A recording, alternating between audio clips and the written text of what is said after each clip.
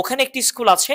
There is a school. কোথাও যদি কোনো একটি কিছু থাকে সেক্ষেত্রে আমরা বলবো there is a plus something, okay? For example, there is a school, okay?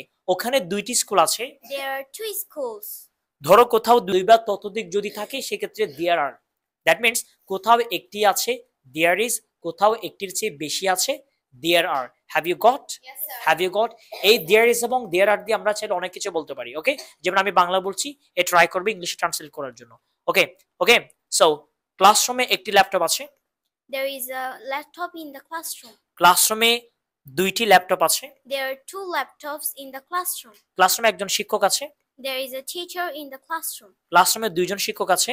There are two teachers in the classroom. ক্লাসরুমে একজন ছাত্র আছে। There is a student in the classroom. ক্লাসরুমে অনেকগুলো ছাত্র আছে। There are many students in the classroom. Have you got? Yes, sir. একটি আছে বা একজন আছে there is, একটি বা একজন হচ্ছে বেশি আছে কি হবে? There. কি হবে? There. That's fine. Have a seat please. Thank you.